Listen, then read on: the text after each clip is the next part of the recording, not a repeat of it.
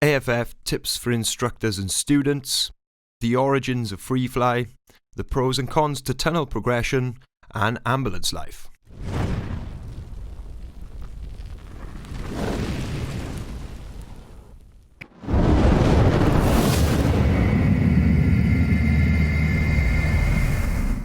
Welcome to another episode of Ninjas with Altitude, a skydiving podcast made by a sky nerd for other sky nerds. But before we get back into today's conversation, I'd just like to make a quick announcement. Join Paul Capsey, part of Skydive Euphoria's AFF, FS and Freefly coaching school in the sunny Algarve, and then stay at the Jump Lodge B&B with Paul and Elle, Skydiver accommodation run by skydivers for skydivers. So without further ado, straight back into the conversation. Well, the stars have aligned, pal. We're going to go skydiving. Yeah. It is time. Yeah, man. So Yeah, what exactly. were you up to in the break, man? So done quite a lot of stuff. I've been working on this sort of AFF document, which hopefully is going to be, at the minute I send out a Google Drive link with my training videos on there. Yeah. So I've made a training video for level 1 skydive, malfunctions, and canopy control. But the canopy control stuff is the big one, because it's actually getting people's head in the game, really. Absolutely. And now what I've been doing is I've been working on an actual written document with a load of pictures. It's at 30 pages so far. Wow.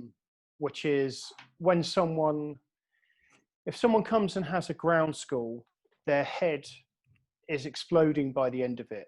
So I want to create a scenario where someone's actually got almost all the information before they turn up. We think very similarly, Mr. Capsey. We think very similarly. Yeah. I like it. So hopefully when someone turns up, it's not a brain overload. It's just simply like, oh yeah, well I remember this already. I already know this stuff. I'm just being refreshed, and it's then more of a confirmation. So as you know, if you're teaching AFF, you teach them whatever you're going to teach them, and then you have to confirm that they have actually soaked it up. And that's of what course. Classes can't be any bigger than 4 people per instructor, because that one instructor has to have continuous confirmation from the students that they are actually soaking up the information. So that goes hand in hand with this document, all the videos. So the idea being that if they've watched all the videos first, that's fine. Or if they start watching reading the document, there's a bit in there that says, okay, if you haven't already watched said video, watch this video now to give you the heads up on this. Yep.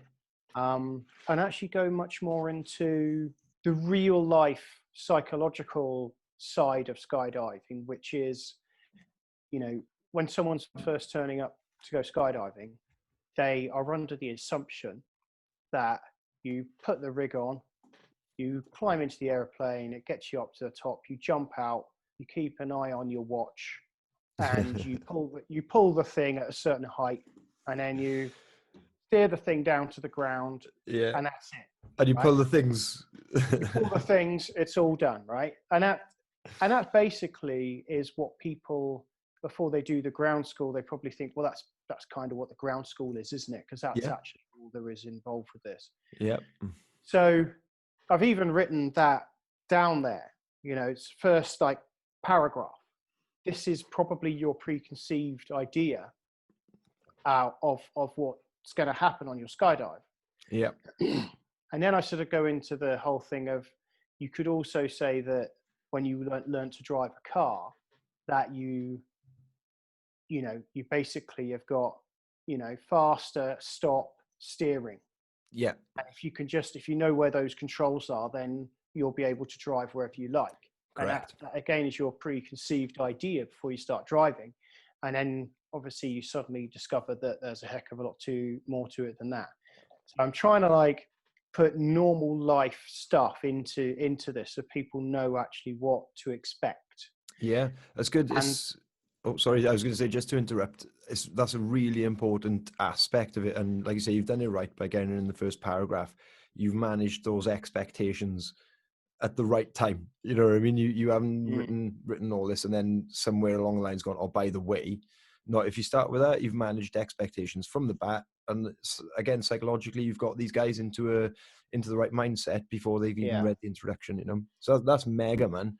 And the other thing that I sort of go into is this this notion of the human condition, which I don't know if it's a real word, but it's what I call when 99% of humans react to us in a certain way to a certain situation. Yeah. Mostly because of preconceived ideas.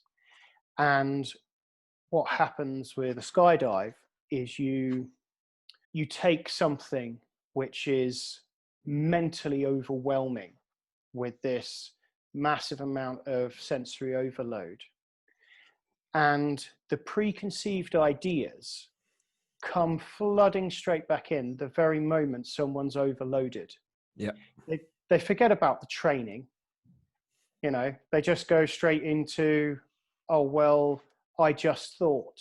So I use the expression, if I say more than you think, it might be something like, you know, when you're in a skydive, you need to extend your legs and push against the wind more than you think.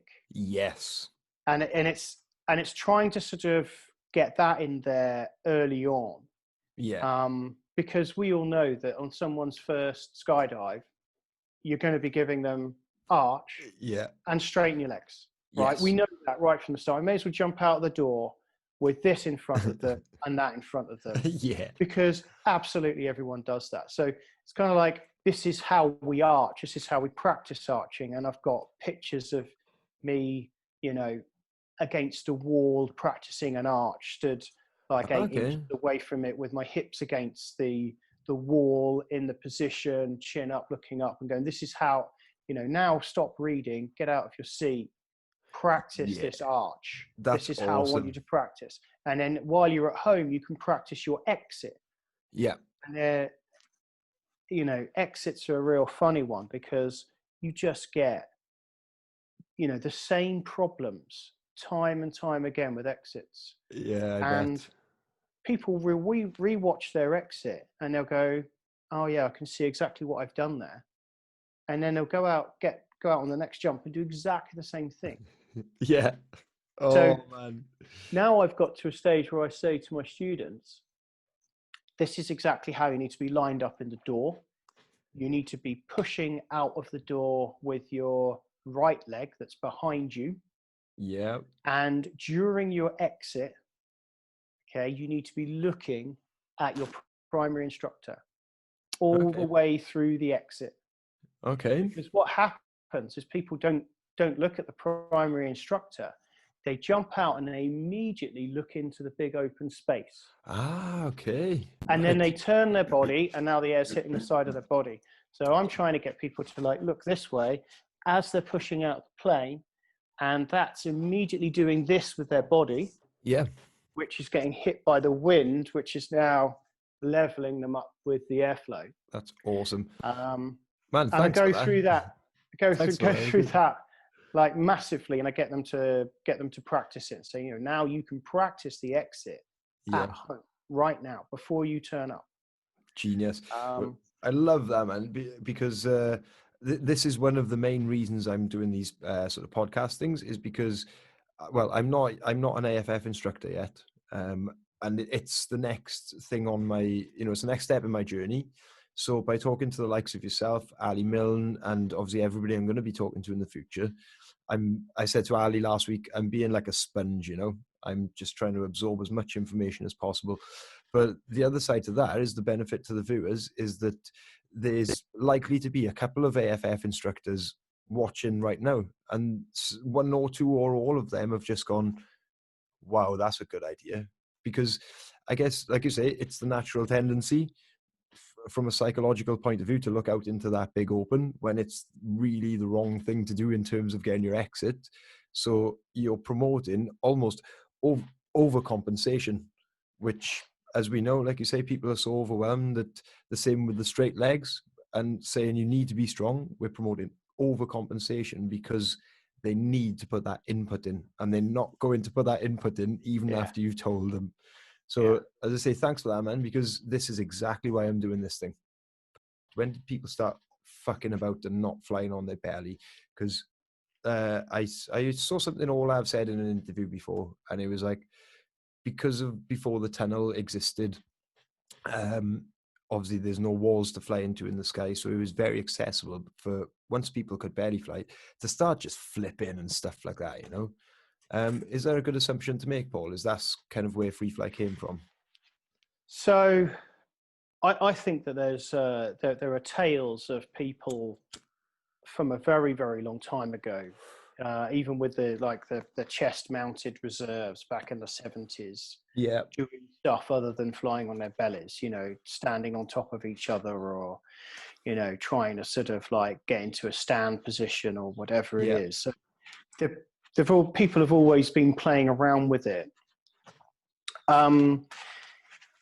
It kind of takes some people with, you know, some spare money to chuck at just doing jumps for the fun of doing jumps, and also that extra hit of the love for the sport. So if you could imagine if you were jumping in the mid 80s where everyone's belly flying, and you've turned up at the drop zone, you've still got to want to jump out of the aeroplane despite the fact that maybe your mates aren't there to jump. And just for the love of it. Now, Tim Porter is one of those guys. He even now, he's doing solo fun jumps on a fairly regular basis because he just loves to jump. Whereas he's in a different category. I think there's a lot of people out there that would be like, well, if I turn up at the drop zone, I want to do a jump of a particular type, whatever your type of jump is. And I'm not going to do that until my friends have turned up. I'd rather stay on the ground than just go up and simply go and do another jump. So I think in the mid 80s, we started to get this sort of scenario where drop zones were starting to become more accessible. There were more drop zones around America in particular, and some people with some money were coming in to and were jumping for the love of jumping rather than trying to work on more, you know, FS and building points and formations and things like that.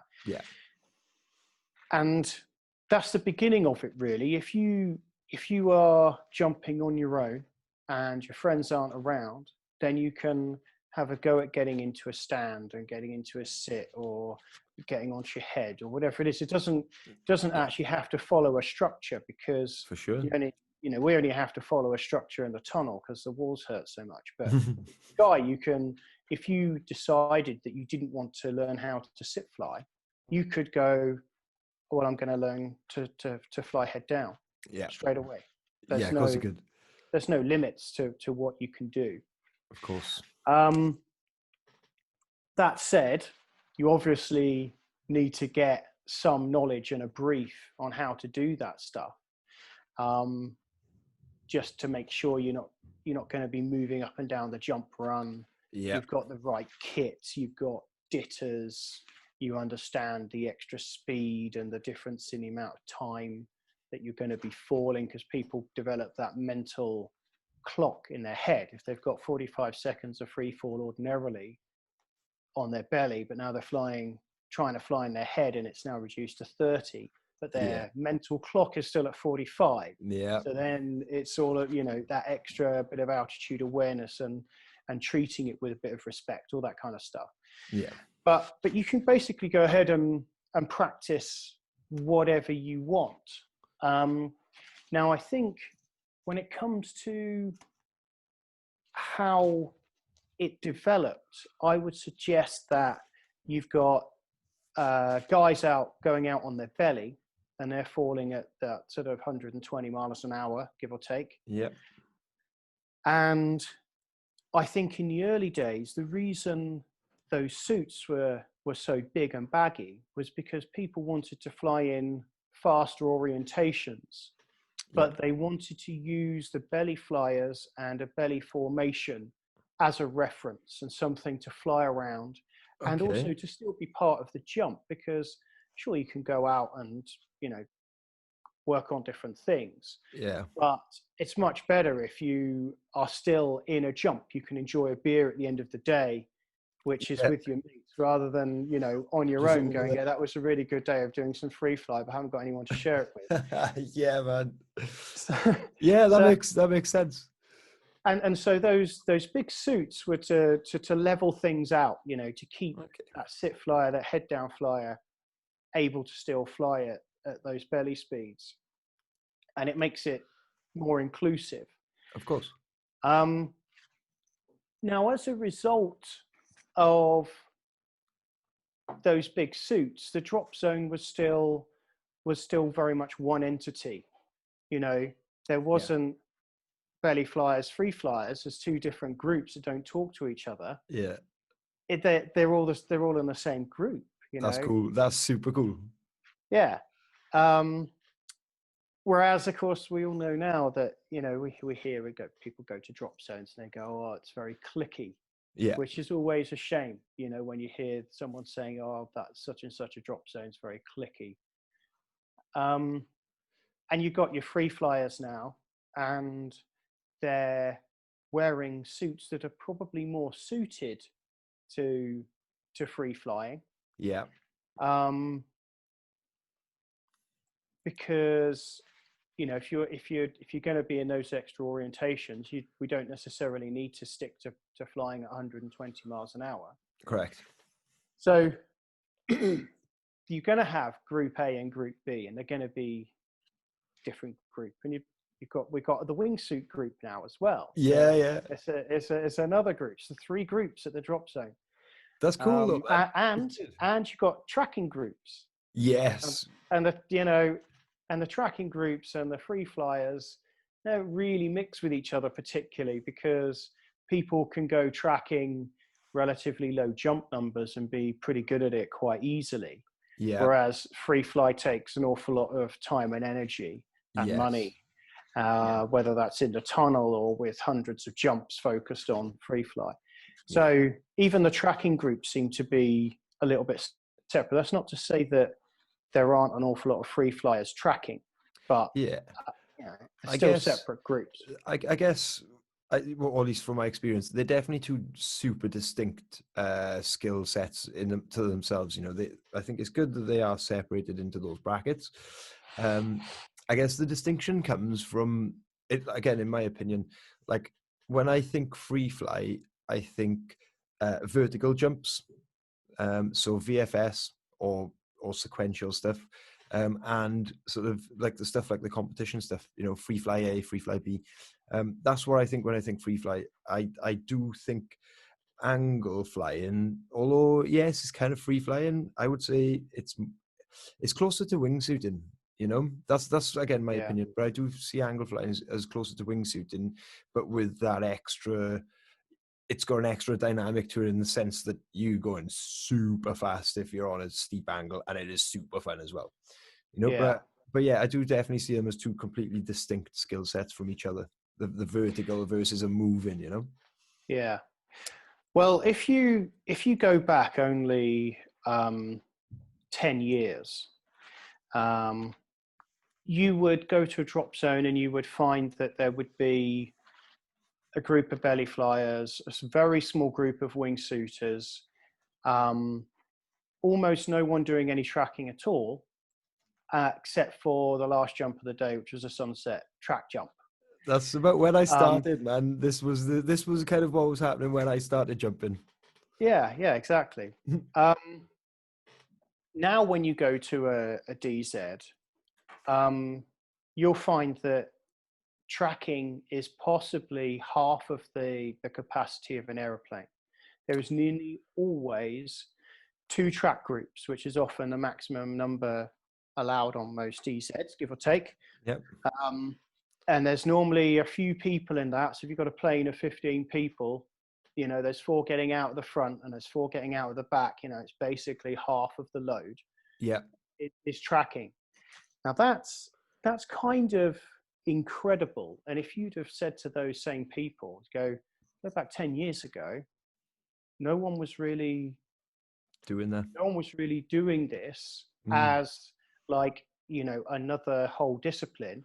Correct. People were still tracking, but it was maybe, you know, 5% of their jumps they were doing.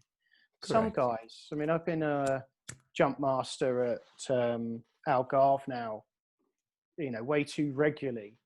There was one sort of 2 guys, forget where they were from, and every single jump they did for an entire week was tracking.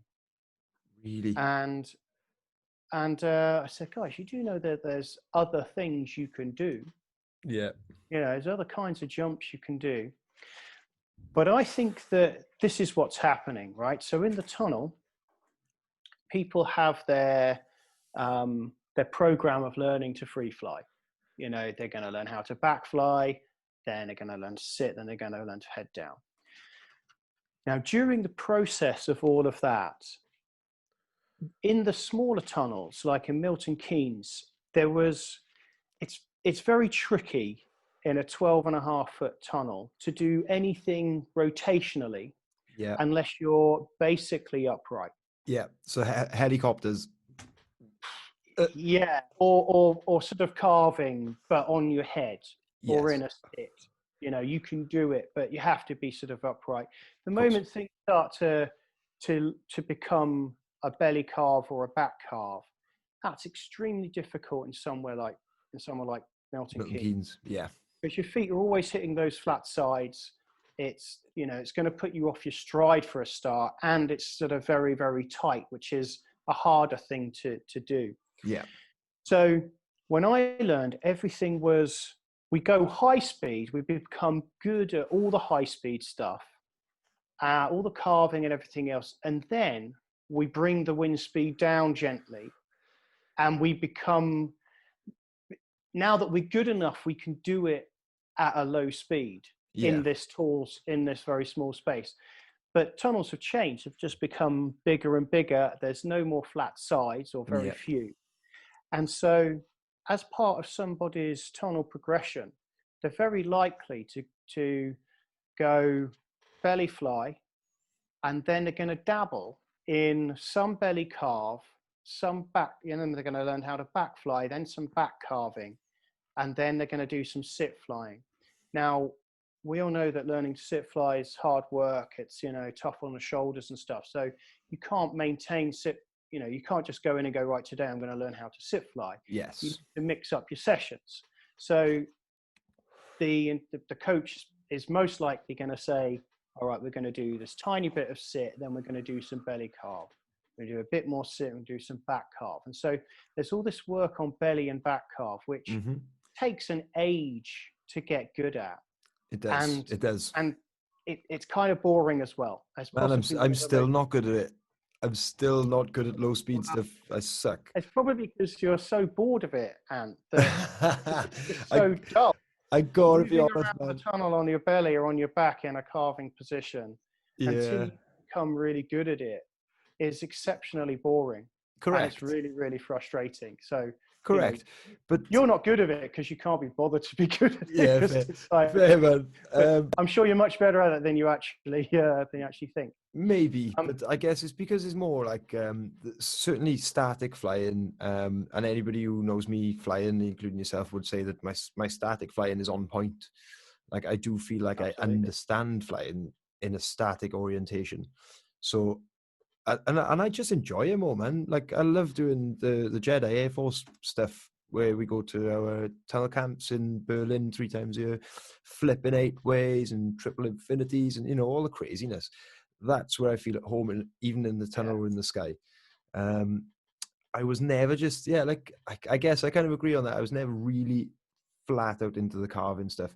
However, I think, again, with anything, a balance is really nice. So like my perfect skydive would be to launch something, flip it in some kind of way, move it across the sky, preferably for me on a super steep angle, and do some crazy stuff, build it, change it, flip it, and then track off type of thing. So I'm definitely more in love with the vertical stuff. But I think that comes from, so even though I only started in the tunnel in 2015, I would say that the way I was taught, I was one of the last instructors to be brought through on this, what I would now consider to be almost old-fashioned progression system, of exactly what we were talking about in the last episode as well. Belly fly, back fly, sit fly, head down. You know, that's where the sport evolved from in terms of tunnel flying. And as soon as I had started, and as soon as I had started to progress, they started to kind of, in the team meetings and things, you know, they started to say, look, you know, yes, there's a big distinction between this static flying, that's more skydiver training, and tunnel flying, well, that's a sport on its own. And they were really trying to sort of separate the two. But I think, man, is like, it's, again, the balance. Like, your static flying, yeah, you need to be strong, and you can't do it for a long time, certainly in the beginning, because it's very physical. So you do need that fall back onto the dynamic, but also that dynamic flying really helps your static flying, because that is teaching you a lot more understanding on how to use your body in the wind, or how to fly your body in the wind in a relaxed way. Whereas in the static orientation, you're tense, you're strong and fighting. And like I said, that's how kind of, it's certainly going around a lot of the European tunnels over the last couple of years as well, man. They do very little static, you know, pure static progression. It's all this sort of new age. And yeah, it is relatively new, because the sport in itself, tunnel flying, is new. And you can see how it has crossed over into the sky, and we do have these kind of angly things now. But no, man, I went to the tunnel to be a good skydiver, and like, primarily, like I said, to learn to fly my body. And I love the static stuff, so I'm just playing to my strengths, man. I don't mind an angle. But we used to have, you know, we used to get our free bit of tunnel time every week with the tunnel. Yeah. And there was always a sort of, you know, certain times of the year when the tunnel was busy. It was a use it or lose it. So I remember doing, you know, a number of sessions where I was using my full 20 minutes in one go, just for myself, with no one to rotate with or break up with. So you'd be going, right, I'm going to do 4 minutes of high speed, and then you'd start to get fatigued. And then all of this low speed stuff, I only ever started to do that because I was almost like, wow, I'm exhausted from doing the high speed stuff, which I love. Yeah. I'm going to challenge myself to see, you know, how slow can I do this maneuver? How slow can I do a cartwheel or a transition or carve, or, you know, so you end up sort of doing it, but I did it very much in the reverse way to how they're doing it now. Same. Now, if you talk to Adam Matacola, he agrees with me that if you want to get from point A to point B, which is going to include all of your static and all of your low speed carving. Yeah. If you were to go from 0 to high speed and then start turning the wind down, point B would be, roughly speaking, half the length of time and energy than if you started with going from 0, low speed, building it up very, very slowly, and then eventually you'll get to be able to do everything you want. Yeah. Now, that way of thinking, I don't think that the new guys starting in the tunnel want to hear that, because no, they don't. You always want to train people how you were trained, because in your mind you're going, well, that's the progression, that's how you learn. It worked and for if me. you've been and if you train, you know, from 0 low speed gently up to higher speed, you're not going to really understand this other method. Yeah. And sure, it's very, very easy to say, well, all the low speed stuff, it does, it does this and it does that. It's all super, super useful. But I know in my heart, and I've got a number of people who have been in the sport a long time who would agree with me that, sure, it's all useful, but one method is going to take far, far longer than the other. And we have to be realistic that when something takes a lot longer, this isn't a country walk that takes longer. Yeah. This is spending out, at least £10 a minute. Yeah. And that's it. If you've got to do 40 hours instead of 20, that is a significant amount of money. Yeah. I think, sorry to interrupt as well. There's like one thing that it doesn't quite go, it doesn't go over my head, but some people forget as well. Yes, the word I used earlier on was skydiver training. It's like at the end of the day, when we exit our aircraft, we can't exactly turn the wind down like we can in the tunnel. So skydiving, like progression, is much more conducive, I think, to a static progression. Like I say, first and foremost, I would agree with you on this point A to point B thing. Like follow through with the static stuff first, and then start to bring your, I guess, to translate this to the sky would be to bring your angly kind of stuff into it. Start learn the orientations first. Sorry, man. Sorry to interrupt with that.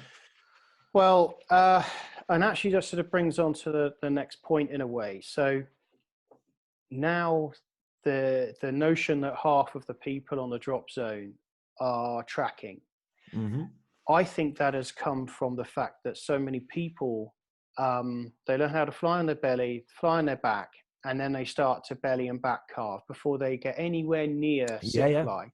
So they're still sometimes within 10 hours of their tunnel training, and they've got nowhere near sit fly yet. They're still back carving and belly carving, and that's not uncommon now. No, whereas it's very common, Paul. Yeah. Whereas when we were training, 10 hours would have probably been lifting static off the net. Yeah, on head our down. head. Yeah.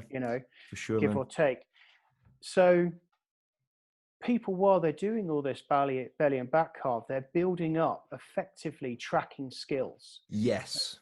So they come to the drop zone, they go, well, what can I do here? I can't actually sit fly yet, but I can track because I've been doing all this belly and back carving. Yeah, it's just carving in a straight line.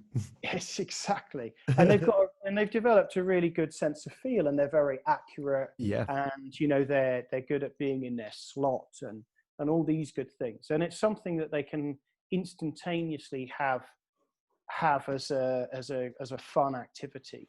Yeah. Without trying at all. Yeah, for sure, man. That's really interesting, that. But I think basically the UK was a little bit behind the curve with the sort of tunnel teaching methods in terms of being a tunnel instructor. Up until the last 2-3 years or so. And like the reason I'm saying this is because when I did used to go to the European tunnels, rather than sort of as a first-time flyer, then rather than teaching them to fly and then teaching them 6 points of motion, they'd be teaching them to belly carve pretty quickly, because they're like, well, okay, if this person's starting to drift, we'll just let them start to carve. And so they've kind of, how can I put it? They've kind of included it off the bat these days, So even for a first time, okay, maybe not a first time flyer, but let's say you've done your first time in the tunnel, you're not a skydiver, you go for let's say your third visit to the tunnel. So you've done a 2-minute or a 4-minute first time, you've done a 4-minute return flyer, you're on your second return. By that point, they'll start to get you belly carving, nowadays. Yeah. So whereas we may well be talking about trying to get someone on their back by this point. Oh yeah. For sure. Like, or I maybe wasn't that good. So I would be maybe just, I don't know. I did used to like investing a lot in belly flying, man. I don't know. What do you call it? But it all depends on what someone wants, doesn't it? Yeah, 100%. So it's obviously playing to the student strength as well.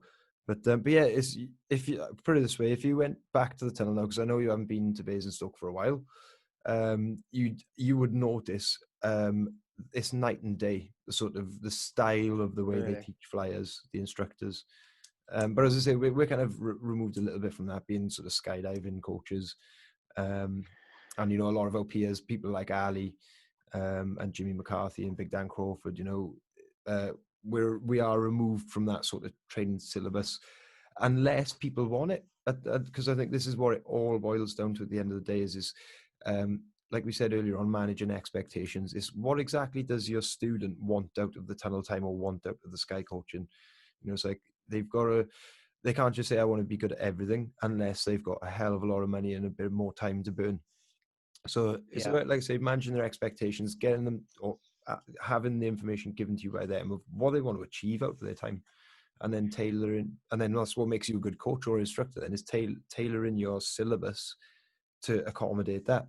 Because I don't think it should be, the student shouldn't accommodate you. Does that make sense? Yeah. You know? Well, I've had since I've been here, and you know, here all the time, and I'm sort of reliably at the drop zone, you know, ready to coach whenever. Yeah. That's kind of made me a little bit like when I was at Basingstoke. I was kind of like the old reliable man who was always there. You know, if no one else was always Paul, you know, whether I was good at my job or not, it didn't really matter. I was the only person doing that. Yeah. And here in Algarve, there are some other coaches around, but I'm still, you know, the Mr. Reliable on that front. That's and what I have had a number of people come to me about their tunnel experience and saying, I've done whatever 5 hours in the tunnel, and I'm spending all this time on my belly and my back sort of carving. Yeah. And they, what people call it is dynamic. Right? Yes. They call it dynamic. When they're belly and back carving, they call it dynamic. I just think that's belly and back carving. There's not a lot dynamic about that. It only becomes dynamic when you start riding the wind, you know, I think. But I can see your point there, man. And these guys have gone, well, can you get me sit flying in the sky? Because that's all I'm really interested in. Yeah. You know, and I'd never really wanted to go to the tunnel and spend this money on belly and back carving. All I ever wanted to do was to sit fly. Yeah. And they're looking at that as being something that's sort of wasting their time and their energy. Yeah. The way we would have learned, we're going to go straight into, you know, as soon as we can, as soon as it's safe to, we start moving people into sit, fly, and head down, or whatever it is they want to do in the tunnel. People look at that and they go, well, at least this guy's going as fast as he safely can. Whereas if you're doing hour after hour after hour of belly and back carving, I'm not saying it's not super useful and everything, but it's just not necessarily what everybody wants. Correct. It's like, I would encourage you, if you want to be good at tracking, then for sure go and learn a dynamic route. If you want to be a good skydiver who can free fly in the sort of broad sense of the term, then follow a static pattern, because I think, well, you can always pick the other route up another time, whichever way you go, you know. But like I say, I do think it's just what do you want to be? Like, what do you want to get out of it? You can't have it all in one go. Absolutely. I know, man. Yeah, fair play. Well, man, it'd be awesome to get you back in Basingstoke sometime, and we'll just go for a raz, a couple of us. But on the subject of Basingstoke, I was just going to tell a little story about, because I don't think many viewers would know. Well, some of them know where I used to live in Basingstoke, but I don't think many of them would know where you used to live in Basingstoke. So, yeah, well, I guess that's my question. Where did you used to live in Basingstoke, man? Well, it was quite interesting, really. You know, when I first moved to Basingstoke, I was renting somewhere, and I found myself very often only staying in this accommodation for 2 or 3 nights a week, 4 maximum. Yeah. And I had to have a camper van anyway, because I'm going to get in the camper van and go to the drop zone at the weekend. So I just sort of thought, well, look, I could spend this money that I'm spending on rent on making the camper van better. So I converted the first camper van I had was as an ambulance, which I sprayed blue. And I converted that and got that into a sort of a living space. I loved it. Which was quite funny. So, you know, outside the tunnel was this sort of camper van, and everyone was sort of going off to, you know, their own accommodation, whatever that was. Yeah. But because my van was so good, when I got to the drop zone at the weekend, people were like, "Oh, can I have a shower?" Yeah, that's amazing. You know, and I've got like a real bed in there, and it's all really comfortable. So I go to the drop zone and be living like a king, but then during the week, not quite living at the same standard as everyone else. That's it. But I wasn't that bothered. You know, you finish work at like 11 p.m. and you just need somewhere to sleep. That's you it. Need anything fancy. Sorry. You know, and I used to have, prior to that, I used to have an hour commute to the tunnel, which if you're doing your commute of an hour to get to your place of work at 11, you know, well, from 11:15, 11:30 at night, finally getting into bed at 12:30. Yeah. And then, you know, very often back at the tunnel early the next day, that commuting time can just really get draining, and you can end up burning yourself out even more. And the tunnel's quite a physical place to work anyway, so absolutely you do need to look after yourself a little bit. So strangely enough, the camper van and having it so close and so easy, you know, nice sort of space that you can relax in and get to sleep quickly was gold plated. It was the best. Well, as you know, obviously, I ended up with an ambulance myself. Yeah, you know, yours was better than mine, actually. Well, so I've done a bit of thinking on this, man. So at least the viewers will have a little bit of context here as well now, because personally, I thought your ambulance was the dog's danglies. It was amazing. It had everything. You had internet. You had your hot water, man. Perfect. So one day I came to have a look at it. I was one of those guys outside the tunnel, and you were like, "Yeah, you know, I don't have rent to pay now. Is there?" And I'm like, "This is genius. I need to do this." So yeah, I did get my ambulance from a completely random story. I got my ambulance from Merthyr Tydfil back home in the valleys from an auction for $3,000, and I drove it back up to Basingstoke. And as I arrived in Basingstoke, I was low on diesel, so I needed to fill up because they've got those amazing. I can't think of the brand, but the heaters, and it takes diesel from your tank. Oh yeah, Eberspacher. That's the one. So I needed some diesel for that. So I pulled into the petrol station opposite the tunnel in Basingstoke, and there was a car in front of me at the bay, and the fella filling his car up was wearing a paramedic's outfit. So I gets out of the ambulance now, and I'm fiddling away, you know, start to fill up, and I caught eye contact with the paramedic, and I jokingly I said, "Don't tell me you used to drive this, did you?" And he looked over the top of his car, looked at the number plate on my ambulance, and he went, "You wouldn't believe me if I told you. This is from Basingstoke Hospital." Oh, no way. And as after that, then he was showing me pictures on his phone of him in the back of my ambulance. Oh, that's hilarious. And I was like, "What the hell, man?" And then when I did start to strip it out, when I took all the roof panels off, under the roof panels in sort of Sharpie, all of the components were labelled Hampshire Health Board. So the guy was telling the truth, you know. But then the ambulance life was amazing. Like I say, I think you did a much better job on the inside of yours, because all I ever ended up with was the gas cooker and the heating until November 2017. So it was starting to get a bit cold in the winter, and I was getting a little bit sucked off with all the electrics. I wanted to redo the electrics. and I went a little bit too far, and I broke the heating.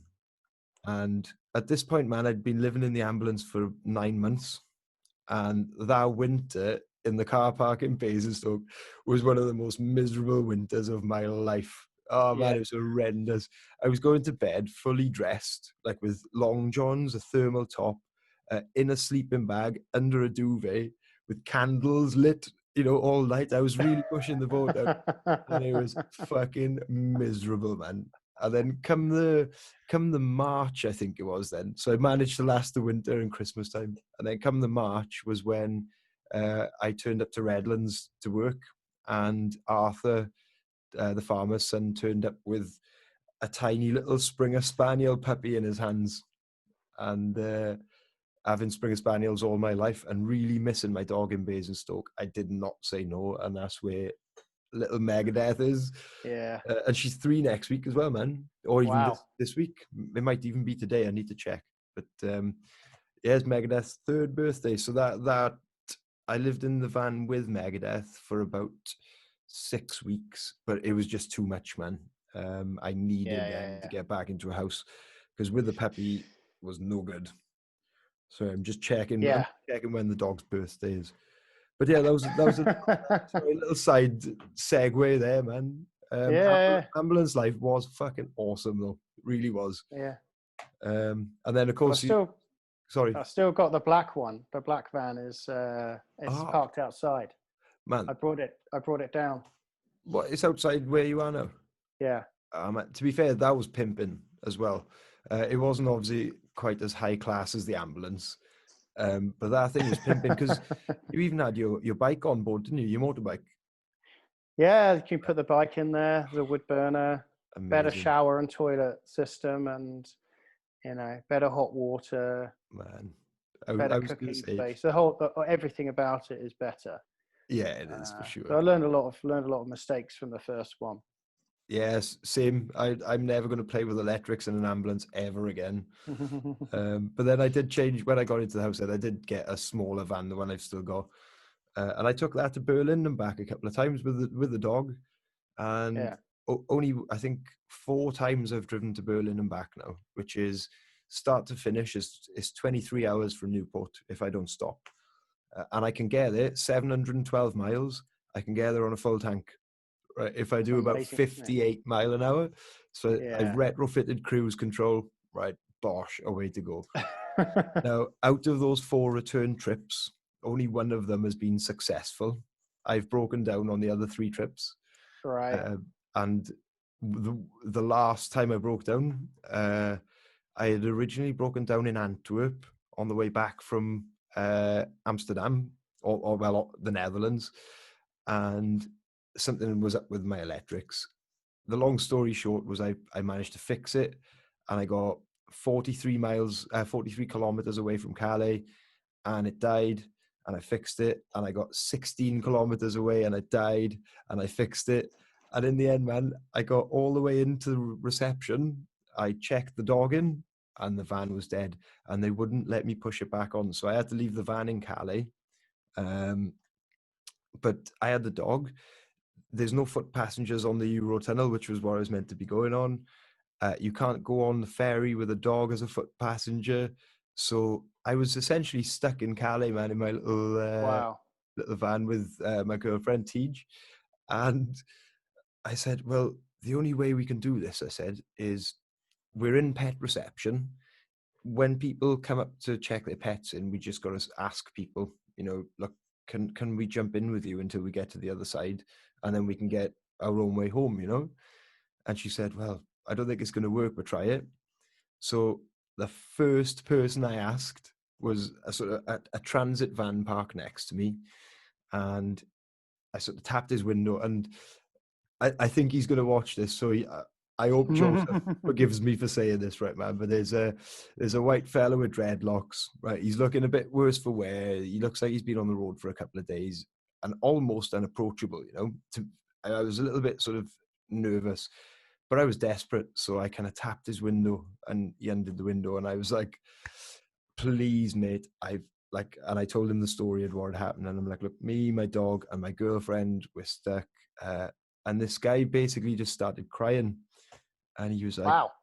he's like, you would not believe me, he said. I've been stuck here for a day.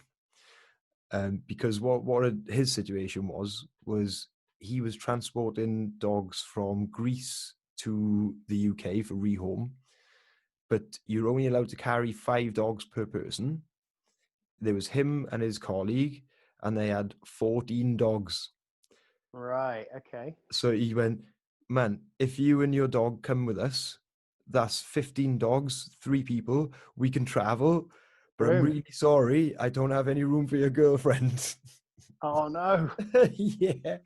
So I'm like, I go back to Teach, and I'm like, right, Teach, I've got a lift, but I'm sorry. Like, I'm really sorry I'm leaving you here. Because what I said to her at the time, I said, look, I would let you go with this guy, but I'm a little bit sort of cautious of him. So look, let me go with him and the dog, and we'll find someone with you. Well, I lost count of how many people after this first fella that I approached, Tej approached, and everybody was making excuses like they didn't have room, or they were just very standoffish.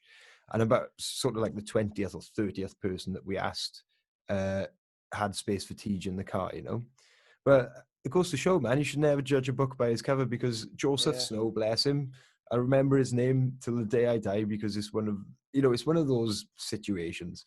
I do find myself in a lot of them because I push the limits. I love it, man. I love it.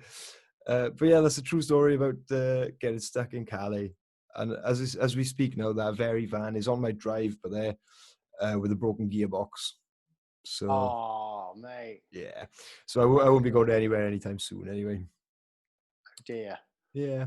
There we go, man. But that's van life for us. We went off on a little tangent there. Yeah. To be honest, I was always going to go off on a little tangent there, Paul, because I had it lined up in the notes. So because I think it'd be a bit remiss of us to not talk about ambulance life when there's only, I believe, one other person that I know of that's living in an ambulance. And in fact, he's on Instagram. I think you should look him up, man. He's project_amber. He's done exactly the same as you and I. And in fact, he spends a lot of time down in Portugal in his ambulance down towards Algarve. So he might even drive by and give you a sort of a tour for old time's sake, Yeah. Yeah, amazing, man, amazing. Anyway. Well, you know what? If you can save a bit of money on this stuff, then that just gives you more money to spend on other things. I mean, go skydiving.